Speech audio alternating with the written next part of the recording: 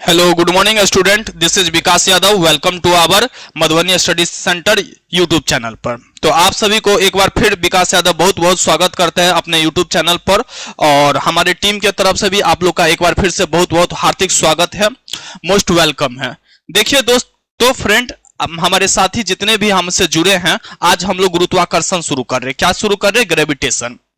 Gravitation एक अपने आप में फिजिक्स का इंपॉर्टेंट टॉपिक्स है हर एक कॉम्पिटिटिव एग्जाम के लिए और एनटीपीसी के लिए तो खासकर। तो इसे शुरू करने से पहले इसे हम थोड़ा सा समझाते हैं। ये एक अट्रैक्टिव फोर्स है। क्या है ग्रेविटेशन? क्या है? ये एक प्रकार का फोर्स है। जैसे इसका जो आविष्कार सर आइजैक न्यूटन सर किए हैं, उन कैसे किए, तो आप लोग कहानी सुने होंगे, 17वीं शताब्दी का है, जब वे एक पेड़ के नीचे बैठे थे। क्या थे? जब न्यूटन सर पेड़ के नीचे बैठे थे तो ऊपर से एक सेब गिरा था। तो वो सोचे कि ये सेब नीचे ही क्यों गिरा है, इसके पीछे का क्या कारण है। तब वो ग्रेविटेशन का आविष्कार किए। क्या किए? ग्रेविटेशन का आविष्कार किए। चलिए दोस्तों, हम लोग थोड़ा इसको समझते हैं। देखिए, ग्रेविटेशन असली में बताए तो कोई भी दो ऑब्जेक्ट है, क्या होता है? हाँ, अगर हमारा कोई भी दो ऑब्जेक्ट है तो वो दोनों ऑब्जेक्ट, वो जैसे मान लीजिए ये एक ऑब्जेक्ट m है, m1 है, ये हमारा दूसरा m2 है। क्या है? एक ऑब्जेक्ट हमारा m मास का है, दूसरा हमारा m2 मास का है। तो ये दोनों ऑब्जेक्ट जो है आपस में एक दूसरे को अट्रैक्ट करता है। क्या करता है? ये इसको अपने तरफ खींचेगा और ये इसको अपने तरफ खींचता है। तो दोनों के बीच में अट्रैक्टिव फोर्स रहता है। तो इसी के कारण से ऊपर से मतलब अर्थ पे कोई चीज गिरता है तो अर्थ उसे अट्रैक्ट कर लेता है। तो आप लोग में से कोई बोलेगा कि सर, जैसे बोर्ड और हम खड़े हैं या हमारे चारों ओर के चीज, हम क्यों नहीं उसको अट्रैक्ट करते हैं? इसका रीजन ये है कि बड़ा चीज, मान लीजिए कोई दो छोटा छोटा वस्तु है। क्या है? तो कोई दो छोटा छोटा अट्रैक्टिव फोर्स तो है, लेकिन बहुत कम होने के कारण वो आपस में अट्रैक्ट नहीं कर पा रहा है। और जैसे मान लीजिए हमारा अर्थ है। क्या है? ये हमारा अर्थ बहुत बड़ा सा हमारा अर्थ है। इस और इसके ऊपर जो भी चीज मान लीजिए फेंकते हैं या गिरता है तो ये नीचे की तरफ आता है। क्यों? क्योंकि अर्थ का मास ज्यादा होने के कारण, क्योंकि ये मास ज्यादा है, इसलिए वो उसको अपने तरफ अट्रैक्ट करने में कर लेता है। तो ये दुनिया में जितने भी चीज है, हम मतलब बोल सकते हैं हर दो चीज आपस में अट्रैक्टिव फोर्स लगाता है। इसी कारण से इसके बीच में ये अट्रैक्शन फोर्स होता है। तो ये जो फोर्स है, बोल सकते हैं हमारा जो फोर्स है वो डायरेक्टली प्रोपोर्शन है। क्या चीज है? हमारा जो फोर्स है वो डायरेक्टली प्रोपोर्शन है मास 1 के और मास 2 के। कोई भी दो वस्तु है, कोई भी दो ऑब्जेक्ट में आपस में अट्रैक्टिव फोर्स लगता है। जो अट्रैक्टिव फोर्स लग रहा है वो फोर्स आपस में डायरेक्टली प्रोपोर्शन है। और दोनों वस्तु के बीच का जो डिस्टेंस है ना, उस डिस्टेंस के इनवर्सली प्रोपोर्शन होता है। क्या होता है? इनवर्सली प्रोपोर्शन होता है। देखिए फ्रेंड, जैसे हाँ, मान देखिए जैसे अभी हम बनाए थे कि ये दो ऑब्जेक्ट है, दोनों, इसका मास m1 है, इसका मास m2 है। और ये दोनों के बीच का सेंटर का दूरी बोल सकते, मान लीजिए ये यहां कहीं सेंटर है, दोनों का सेंटर का दूरी r है। क्या है? r है। तो दोनों के बीच के सेंटर का दूरी का r स्क्वायर की ये इनवर्सली प्रोपोर्शन होगा। तो हमारा फोर्स क्या होगा? डायरेक्टली प्रोपोर्शन होगा m1 के और m2 के। और हमारा जो फोर्स है वो इनवर्सली प्रोपोर्शन होगा r स्क्वायर के।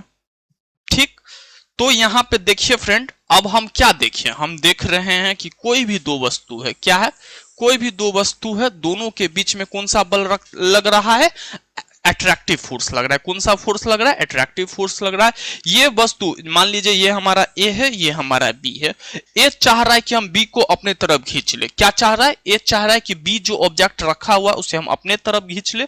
और सेम उसी प्रकार से बी भी चाह रहा है, ए चाह रहा है कि हम इसको इस साइड खींच ले। ए का ये इच्छा है कि हम बी को अपने तरफ खींच ले। और सेम इसी प्रकार से बी भी चाह रहा है कि बी चाह रहा है कि हम ये जो वस्तु है ना, इसको हम अपने तरफ खींच ले। तो कोई भी दो वस्तु के बीच में अट्रैक्टिव फोर्स लगता है। तो हम बोल सकते हैं हमारा जो फोर्स है वो डायरेक्टली प्रोपोर्शन है दोनों के मास के। किसके? ये जो बल है, जो बल लग रहा है वो द्रव्यमान के डायरेक्टली प्रोपोर्शन में लग रहा है। ठीक। और दोनों के बीच का जो दूरी है ना उसके स्क्वायर में के इनवर्सली प्रोपोर्शन है। क्या है, मान लीजिए दोनों के बीच, दोनों के सेंटर का दूरी r है, तो ये फोर्स क्या लगेगा, इसके स्क्वायर के इनवर्सली प्रोपोर्शन लगेगा, इसके रेडियस का इनवर्सली प्रोपोर्शन है। तो यहां से अगर हम इसे इक्वेशन 1 बोल दे और इसे इक्वेशन 2 बोल दे, दोनों को एक साथ बनाएं, तो हमारा कुछ बनेगा, फोर्स डायरेक्टली प्रोपोर्शन होगा m1 के m2 और इनवर्सली प्रोपोर्शन होगा आर स्क्वायर के। और आप बताइए फ्रेंड, हम फिजिक्स में जब कभी भी प्रोपोर्शन का साइन हटाते हैं तो क्या आता है, एक कांस्टेंट आता है। तो यहां पे क्या कांस्टेंट आ जाएगा, तो F बराबर हो जाएगा हमारा, F बराबर क्या हो जाएगा, F बराबर हो जाएगा G m1 m2 are square. तो आपको मालूम है ये फोर्स क्या है, ये जो फोर्स हमारा निकला है इसी को कहते हैं ग्रेविटेशनल फोर्स। क्या कहते हैं इसको, ग्रेविटेशनल फोर्स। तो हमारा क्या निकला है, ये ग्रेविटेशनल फोर्स। हम लोग क्या अभी पढ़ रहे हैं, ग्रेविटेशन पढ़ रहे हैं। तो ये जी हमारा ग्रेविटेशनल फोर्स है। और ये जी क्या है, क्या ये एफ, सॉरी क्या बोल रहे हैं, एफ हमारा ग्रेविटेशनल फोर्स है, फोर्स निकाल रहे हैं। ये जो हमारा कैपिटल जी है, कैपिटल जी को ग्रेविटेशनल कांस्टेंट कहते हैं। क्या कहते हैं, ग्रेविटेशनल कांस्टेंट कहते हैं, ठीक। और हमारा m मास है, मास मतलब ऑब्जेक्ट एक का मास को हम m1 से रिप्रेजेंट कर रहे हैं, ऑब्जेक्ट 2 का मास को m2 से रिप्रेजेंट कर रहे हैं, दोनों के बीच का रेडियस का दूरी को r से रिप्रेजेंट कर रहे हैं।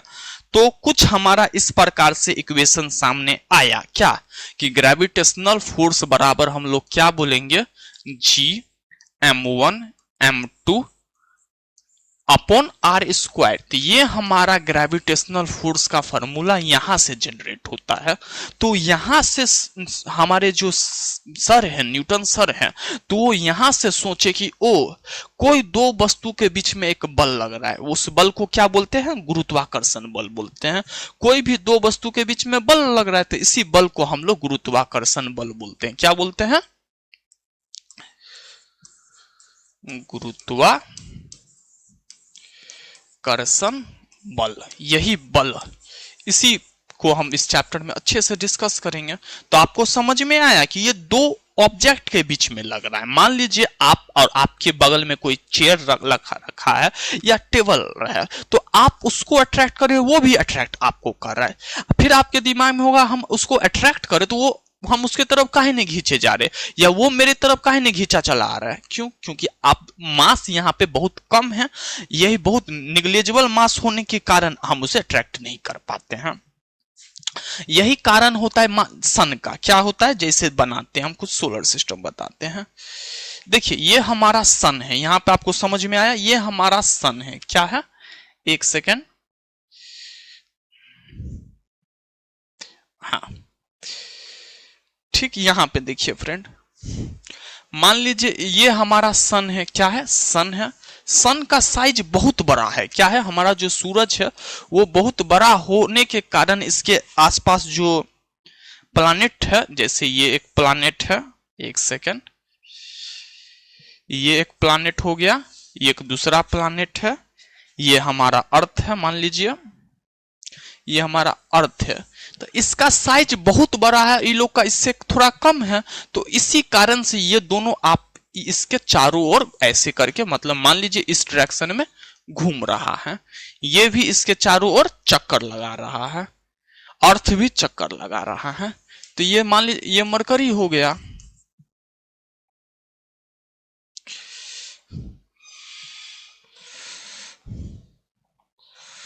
क्या ये मरकरी हो गया, ये वेनस है, ये हमारा अर्थ है। तो अब बताइए ये चक्कर क्यों लगा रहा है, क्योंकि अर्थ के पास भी तो मास है कुछ, मतलब सन इतना नहीं लेकिन है। तो ये इसके पास भी मास है, इसके पास भी मास है, ये इसको अट्रैक्ट कर रहा है, ये इसको अट्रैक्ट कर रहा है, लेकिन बीच इसी कारण से ये इसके चारों ओर रिवॉल्यूशन कर रहा है, चक्कर लगा रहा है। तो इसके पीछे का भी रीजन है ग्रेविटेशनल फोर्स। कौन सा फोर्स है, ग्रेविटेशनल फोर्स। तो आपको यहां तक समझ में आया है। तो हम लोग आगे बढ़ते हैं। हम लोग क्या देखें, फोर्स जो होता है ग्रेविटेशनल फोर्स क्या होता है, ये होता है G m1 m2, ये क्या है m1 है m2 है बाय आर स्क्वायर। ठीक, तो यहां से हम सभी का समझ लेते ग्रेविटेशन का क्या हो जाएगा। हमारा जो ये कैपिटल जी है, कैपिटल जी क्या है, ग्रेविटेशनल कांस्टेंट। हम देखें क्या देखें, ग्रेविटेशनल कांस्टेंट कैपिटल जी क्या है हमारा, इसको बोल सकते हैं ग्रेविटेशनल कांस्टेंट।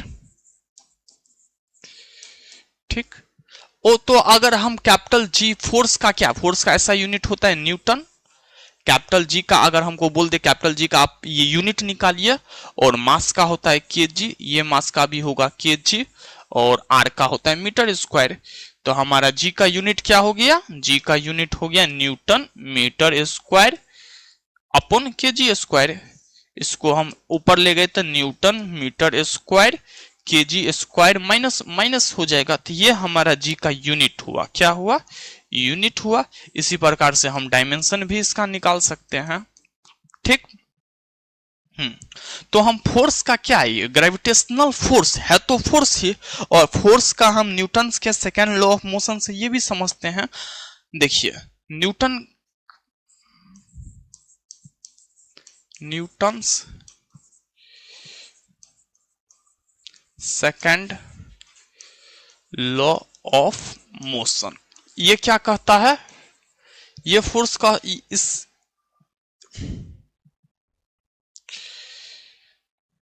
ये कहता है F बराबर क्या होता है m में, F बराबर होता है m इंटू ए, F बराबर m में। ठीक, और अभी हम क्या देखें, अभी हम देखे हैं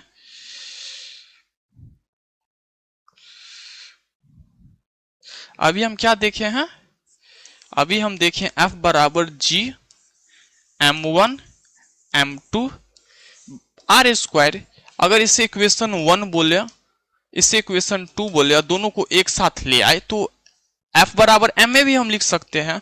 मान लीजिए m हम किसका बात कर रहे हैं, मान लीजिए m हम अर्थ का बात कर रहे हैं, क्या कर रहे हैं, यहाँ पे एक एक अर्थ का है, या हाँ देखिए जैसे एक हम बात कर रहे हैं अर्थ का, और एक बात कर रहे हैं मान लीजिए मून का। एक हमारा m हो गया अर्थ, और दूसरा हो गया हमारा मून, हम मून के रिस्पेक्ट में बात की है। तो हम यहाँ पे क्या लिख सकते हैं, फोर्स बराबर,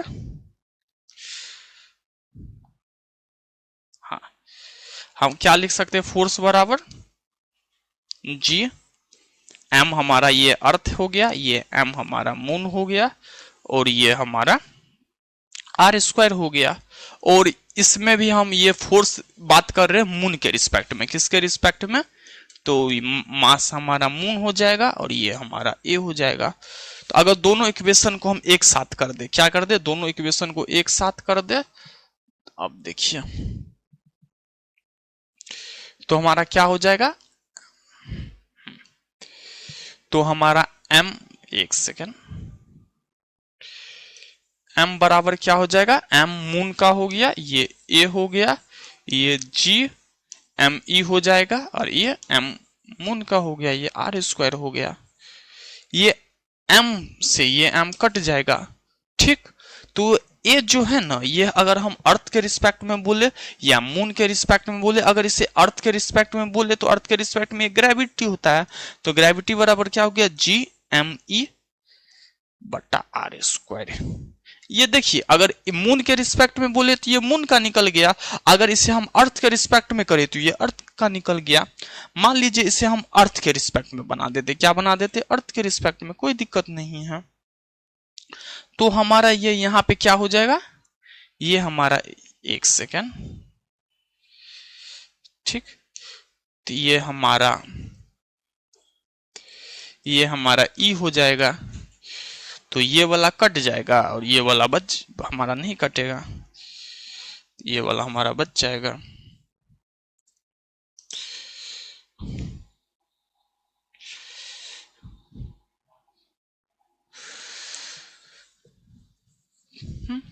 तो यहां से हम जी का क्या फॉर्मूला देख रहे हैं, जी का हमारे सामने एक नया फॉर्मूला आ रहा है। जी जो है हमारा स्मॉल जी, क्या है, स्मॉल जी है, स्मॉल जी बराबर होता है capital G M R square, ये हम पढ़ते हैं स्मॉल जी हमारा क्या है,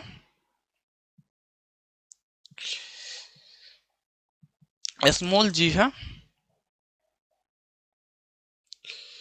एक्सीलरेशन ड्यू टू ग्रेविटी।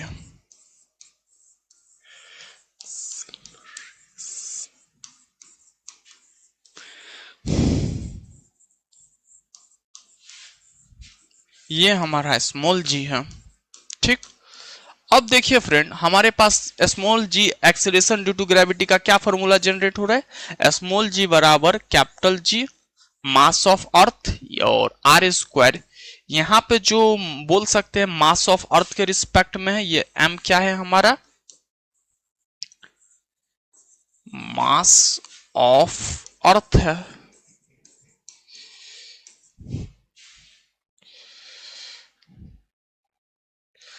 और आर क्या है, रेडियस ऑफ अर्थ है। तो इस प्रकार से हम निकाल सकते हैं, इस प्रकार से हमारे सामने आया कि एक्सीलरेशन ड्यू टू ग्रेविटी का क्या फॉर्मूला होता है, gravitation constant mass of earth और आर स्क्वायर। तो ये हमारा एक्सीलरेशन ड्यू टू ग्रेविटी हो गया। और ये देखिए फ्रेंड, कैपिटल जी जो ग्रेविटेशनल कांस्टेंट है, ये हर जगह कांस्टेंट होता है। हम कहीं भी चल जाए, मून पे चल जाए, अर्थ पे चल जाए या कोई दूसरा प्लानेट जगह भी चल जाए, तो ये हर जगह कांस्टेंट होगा। यूनिवर्स, पूरे यूनिवर्स में एक समान होगा। लेकिन जो हमारा स्मॉल जी है वो चेंज होगा। नॉर्मल सा बात, एक्सीलरेशन ड्यू टू ये चेंज होता है। इसका वैल्यू हम लोग निकाल सकते हैं। स्मॉल जी का कितना वैल्यू निकला है, 9.8 अप्रॉक्स में माना गया है मीटर पर सेकेंड स्क्वायर। इसको इसी प्रकार लिखते हैं 9.8 मीटर सेकेंड। ये इसका इस प्रकार से स्मॉल जी का वैल्यू हुआ। तो हम देखें कि ये ग्रेविटेशन क्या होता है, ग्रेविटेशनल फोर्स क्या, सो समझे, और जी निकालना समझे, एक्सीलरेशन ड्यू टू ग्रेविटी देखे। अब जैसे पोल पे, इक्वेटर पे, इस सबका इसमें चेंजिंग आता है। अगर अर्थ के सरफेस से ऊपर गए तो जी का वैल्यू चेंज होगा, अगर अर्थ के सरफेस से अंदर गए तब जी का वैल्यू अंतर होगा। तो ये कुछ चेंजिंग होगा। आज हम लोग क्या देखे हैं, एक बार हम फिर से रिकैप करवाते हैं। क्या करवाते हैं, एक बार रिकैप करवाते हैं। हम क्या बताए, कोई भी दो ऑब्जेक्ट, दोनों ऑब्जेक्ट के बीच में अट्रैक्शन बल लग रहा है। कौन सा फोर्स लग रहा है, अगर हम बोले कोई दो ऑब्जेक्ट है, क्या है, देखिए अगर कोई दो ऑब्जेक्ट है, दोनों ऑब्जेक्ट के बीच में एक अट्रैक्टिव फोर्स लग रहा है। ये इस तरह से दोनों आप एक दूसरे को आपस में खींचना चाह रहा है, अट्रैक्ट करना चाह रहा है। तो एक फोर्स लग रहा है, इस फोर्स हमको नहीं मालूम है क्या है। तो ये दोनों के, अगर जितना ज्यादा इसका मास है, जितना ज्यादा इसका मास है उतना ही इसका, देखिए तो जितना ज्यादा इसका मास है उतना ही ज्यादा इसका फोर्स अट्रैक्ट होगा।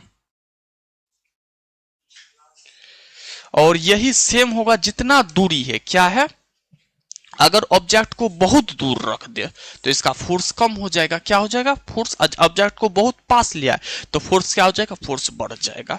तो क्या हो जाएगा, उसके दूरी के स्क्वायर के इनवर्सली प्रोपोर्शन है। क्या है, उसके दूरी के स्क्वायर के इनवर्सली प्रोपोर्शन है। तो इस प्रकार से फोर्स हम निकाल सकते हैं। जब भी प्रोपोर्शन हटता है तो कांस्टेंट आएगा, तो यहाँ पे कांस्टेंट जी आ गया। तो जी क्या होगा, जी m1 m2 आर स्क्वायर। इस तरह से हमारा एक फॉर्मूला जनरेट हुआ है, जिसे हम फिर से इस पेज में लिख रहे हैं आप लोगों के लिए। ग्रेविटेशनल फोर्स बराबर gravitational constant m1 m2 by R square. यही हमारा ग्रेविटेशनल फोर्स का फॉर्मूला है। क्या है, फॉर्मूला बोल सकते हैं। इसी से अगर हम अर्थ का निकाल सकते हैं, मून का निकाल सकते हैं, अदर किसी भी प्लानेट का निकाल सकते हैं। ठीक, इसी से ये फॉर्मूला आया है, ग्रेविटी आया है कैपिटल जी बराबर m आर स्क्वायर। इसी से ये फॉर्मूला आया है। ये क्या है, ये एक प्रकार का एक्सेलरेशन है। क्या है, एक्सेलरेशन है, अर्थ के रिस्पेक्ट में एक्सेलरेशन है। तो इसका यूनिट क्या हुआ, एक्सेलरेशन का यूनिट क्या होता है, एक्सेलरेशन का यूनिट हम लोग देखें मीटर पर सेकेंड स्क्वायर। क्या होता है एक्सेलरेशन का यूनिट, जी का यूनिट हो जाएगा मीटर पर सेकेंड स्क्वायर, और इसका डायमेंशन होगा मीटर। ये मीटर का क्या होता है, एल, तो इसका m0 है, m0 l t का पावर -2। ये इसका डायमेंशन हम कुछ इस प्रकार से निकाल सकते हैं, यूनिट निकाल सकते हैं। आपको वैल्यू भी बता दिए हैं। वैल्यू तो बहुत जगह आपको 10 लिया जाता है और कहीं कहीं इसका वैल्यू 9.8 नहीं दिया है, तो आप 9.8 से ये सॉल्व कीजिए। अगर आपको इसका वैल्यू दिया है तो आप 10 लेके सॉल्व कर दीजिए। तो इस प्रकार से हम ग्रेविटेशनल फोर्स समझे, ग्रेविटेशनल फोर्स को अच्छे से ये पूरा चर्चा किया, क्या क्या होता है ग्रेविटेशन फोर्स, कैसे आया। तो यही फोर्स ऑफ ग्रेविटेशन बोलते हैं। और हम न्यूटन के सेकंड लॉ से क्या क्या पढ़े थे, F बराबर क्या होता है m में मास होगा इनटू एक्सेलरेशन होगा। तो ये अगर अर्थ के रिस्पेक्ट में बोले तो अर्थ का मास इनटू अर्थ का ग्रेविटी जी लग रहा है, तो ये हम इस रिस्पेक्ट में निकाल सकते हैं। ठीक, तो आशा करते हैं फ्रेंड आज का वीडियो आपको समझ में आया होगा। आज हम बस थोड़ा सा कॉन्सेप्ट आपको बताए हैं, ग्रेविटेशनल फोर्स बताए हैं, ग्रेविटेशनल कांस्टेंट बताए हैं। हाँ, थोड़ा और इसको और कंटिन्यू आगे रखते हैं। देखिए फ्रेंड, ये जो हमारा कैपिटल जी है, क्या है कैपिटल जी, हम क्या बोल रहे हैं इसको, ये हमारा क्या है ग्रेविटेशनल कांस्टेंट है। क्या है ग्रेविटेशनल कांस्टेंट है। ठीक, अब देखिए इसका वैल्यू भी फिक्स कर दिया। क्या किया, वैल्यू फिक्स कर दिया है। क्या है, इसका वैल्यू निकलता है 6.67 इंटू 10⁻11। कितना, 6.67 into 10⁻11 newton metre square by KG square. नीचे आ जाएगा, तो अगर ये ऊपर गया तो माइनस में हो जाएगा। तो ये वैल्यू ग्रेविटेशनल कांस्टेंट का आप लोग याद रखिएगा, कितना होता है 6.67 into 10⁻11 newton metre square by KG square. तो ये हमारा वैल्यू हो गया। इसका हम यूनिट भी बता दिए, इसका डायमेंशन भी आप लोग निकाल लीजिए। डायमेंशन भी निकाल ही लीजिए कि इसका डायमेंशन कैसे निकलेगा। तो इसका डायमेंशन देखिए, फोर्स का डायमेंशन क्या होता है m/l(t-2), और ये क्या है m लेंथ है तो लेंथ का l स्क्वायर हो जाएगा, kg का क्या होगा m स्क्वायर। एक m से m कट गया। ठीक, तो यहां हम देख लिए। अब देखिए तो एक क्या बच रहा है, m ऊपर गया तो m का पावर -1 l³ और t स्क्वायर। तो ये हमारा g का डायमेंशन है। क्या है, जी का डायमेंशन हम बता दिए आप लोगों को। तो आशा करते हैं हम यहां तक बताएं आप लोग को सब समझ में आ रहा है कि ग्रेविटेशनल फोर्स क्या होता है, ग्रेविटेशनल कांस्टेंट क्या होता है, किसी भी दो ऑब्जेक्ट के बीच में कौन सा बल लग रहा है, कौन सा बल लग रहा है, एट्रैक्टिव फोर्स लग रहा है। क्या, दोनों आपस को अट्रैक्ट कर रहा है, दोनों आपस में की तरफ आकर्षण हो रहा है, आकर्षित बल लग रहा है। तो ये हमारा कुछ ग्रेविटेशनल फोर्स का था। देखिए जैसे मान लीजिए हम है और ये मार्कर है, तो हम दोनों के बीच में एक बल काम कर रहा है। वो बल जो दोनों हम चाह रहे वो उसके तरफ खींचे, इसका मास कम है तो ये हमको खींच नहीं पाएगा, लेकिन मेरा मास ज्यादा है। अगर ये बहुत कम मास हो जाए, बहुत निग्लेजिबल हो जाए, तो शायद ये मेरी तरफ अट्रैक्ट हो जाएगा, हो ही जाएगा। इसी बल को ग्रेविटेशनल फोर्स कहते हैं। ये जो हम बार बार बता रहे कि यह हमारा अर्थ है, अर्थ के कंपेयर में हम लोग का मास या जो भी मास बहुत छोटा होता है, तो ये इसको आसानी से अपने तरफ खींच लेता है। क्या करता है, खींच लेता है। ठीक, अब थोड़ा आप लोग को एस्केप वेलोसिटी बता देते हैं। क्या करते हैं, एस्केप वेलोसिटी बता दे रहे हैं।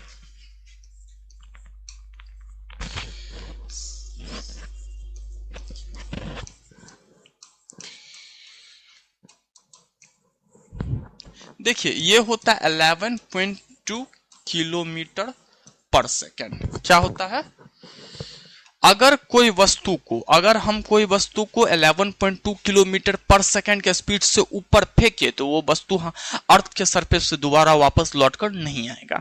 क्या, एस्केप वेलोसिटी का मतलब होता है वैसा वेलोसिटी, मान लीजिए ये मार्कर में, ये पेन मेरे हाथ में है, इससे हम चाह रहे इतना स्पीड से फेंके कि ये वापस लौटे नहीं। मान लीजिए इसे फेंके, गिर रहा है, और कस के फेंके ये नीचे गिरेगा, लेकिन अगर हम इतना बल लगाए कि 11.2 किलोमीटर पर सेकेंड, एक सेकेंड में 11.2 किलोमीटर ऊपर जाए, तो ये वापस लौटकर नहीं आएगा। तो इसी वेलोसिटी को एस्केप वेलोसिटी कहते हैं।